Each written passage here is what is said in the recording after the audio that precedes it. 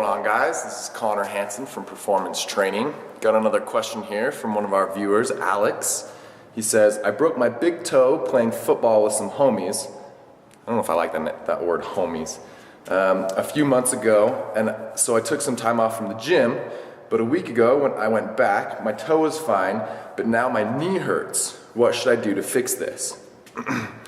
Okay, so this is a pretty common occurrence. If something in you have a kinetic chain, right? We like to think of ourselves as isolated. You know, something's wrong with my foot, it's got to be only a problem with my foot. Something's wrong with my knee, it's got to be just something jacked up with my knee.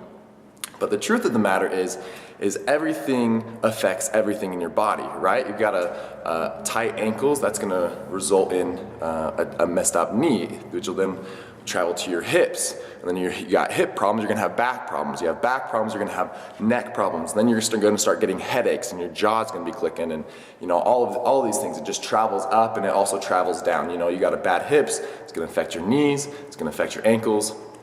In this case, you messed up your toe, right? So you probably walked a little bit different. Your gait was changed.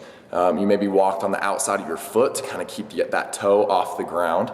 And with that, you know, you tense some muscles that aren't supposed to be tensed, and you're trying to relax or forced to relax some muscles that are usually doing their job. So my guess is that because you hurt your toe, you have tightness in your ankles now. Your ankles have become less mobile because you've been trying to keep that or baby that toe, and that's traveled up into your knee.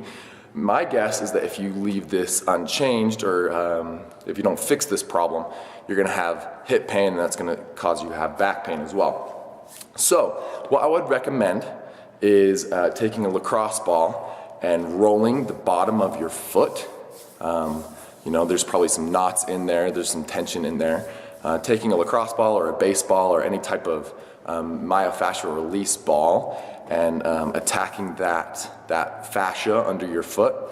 Also, I want you to stretch your calves and foam roll your calves as much as possible, loosen those up. I want you to hit the back side as well as the lateral side, okay, that outside portion, hit that as much as you can. And then to remedy some of the knee issues, I want you to be stretching those hamstrings, because there's a big correlation between tight calves and tight hamstrings. They have the same tie-in point close to the knee, and so if you want to optimize that stretch, I have my athletes just put their foot up on something maybe a foot and a half high, and point the toe to the face, set the hips straight, and then set the hips back. You don't need to do any type of bending or stretching, or because most of the time all you're doing is stretching your back at that point. So get your foot up on something about a foot and a half tall, point the toe to your face, and then set your hips back, and you feel a really, really good stretch in both your calves and your hamstrings. So that's it.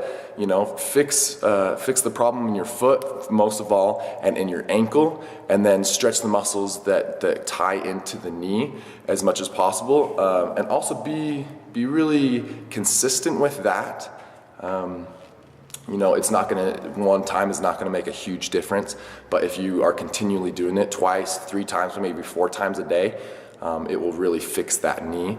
As well as when you go back to the gym, make sure that you're doing the exercises properly, especially because when you have tight muscles and you just go in there and you just start hitting the weights like I know you probably want to, it's not going to be beneficial, and it'll probably end up even hurting you even more because you have those tight muscles.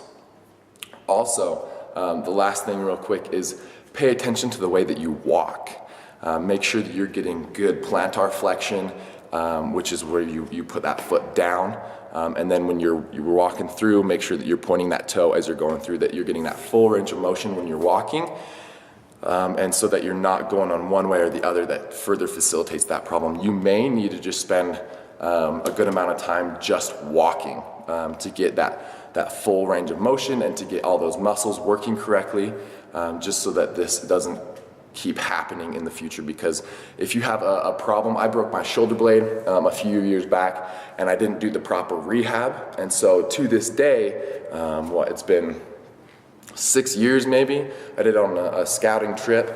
I was biking and I fell and just tore up this shoulder. I broke my shoulder blade, and so, but to this day, because I didn't do the proper rehab, I still am having shoulder issues because there's so much scar tissue and stuff in there. Whereas if I were to have gone and saw somebody, because I didn't know all the information that I know now on how to fix such a problem, had I gone to someone and done the proper steps, I would have full range of motion, whereas right now I'm limited, even though I stretch it twice, maybe 3 times a day. So make sure that you're walking the correct way. Fix the fascia in your foot, your ankle, and your hamstrings. Stretch those all out, and then be really, really consistent, and also be really careful and focus on form when you do go back to the gym so that you don't hurt anything else. Done.